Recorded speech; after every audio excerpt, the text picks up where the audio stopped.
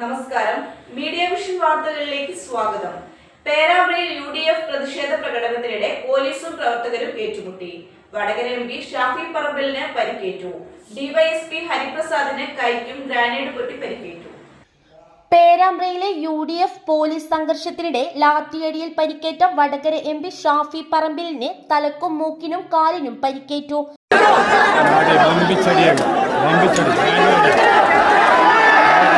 പരിക്കേറ്റ ഷാഫിയെ Kozhikode baby memorial ആശുപത്രിയിൽ surgery നടത്തി. മൂക്കിന്റെ എല്ലിന് പൊട്ടലേറ്റതായി ഡോക്ടർ അഭിലാഷ് അറിയിച്ചു. 10ഓളം പ്രവർത്തകർക്കും 8ഓളം പോലീസുകാർക്കും പരിക്കേറ്റു. ബസ് സ്റ്റാൻഡിന് സമീപം രാത്രി 8 മണിയോടെയായിരുന്നു സംഘർഷം മൂർച്ഛിച്ചത്.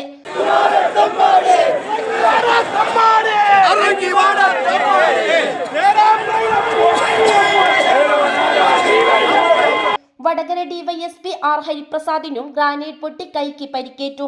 ഉടൻ കോഴിക്കോട് ബേബി മെമ്മോറിയൽ ആശുപത്രിയിൽ പ്രവേശിപ്പിച്ചു. പേരാമ്പ്ര DYSP സുനിൽകുമാറിനും പരിക്കേറ്റ് ചികിത്സ തേടി. പേരാമ്പ്ര CKG കോളേജ് തെരഞ്ഞെടുപ്പിന് ശേഷമുണ്ടായ സംഭവത്തിൽ പ്രതിഷേധിച്ച് UDF ഹർത്താലിന് ആഹ്വാനം ചെയ്തിരുന്നു. ബീവറേജ് ബാങ്കുകൾ അടപ്പിച്ച ശേഷം പഞ്ചായത്ത് ഓഫീസ് അടപ്പിക്കാൻ ശ്രമിച്ചപ്പോൾ ഓഫീസിൽ വെച്ച് പ്രസിഡന്റ് VK പ്രമോദും ഹർത്താൽ അനുകൂലികളും തമ്മിൽ വാക്കേറ്റവും കയ്യാങ്കളിയിലും എത്തിയിരുന്നു.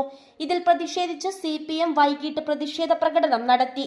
തുടർന്ന് UDF പ്രകടനം ബസ് സ്റ്റാൻഡ് പരിസരത്ത് എത്തിയപ്പോൾ പോലീസ് തടയുകയായിരുന്നു. തുടർന്ന് പോലീസും UDF പ്രവർത്തകരും തമ്മിൽ രാത്രിയോടെ സംഘർഷത്തിൽ കലാശിക്കുകയായിരുന്നു. തുടർന്ന് ഗ്രാനേഡും കണ്ണീർവാതകവും പ്രയോഗിച്ചു.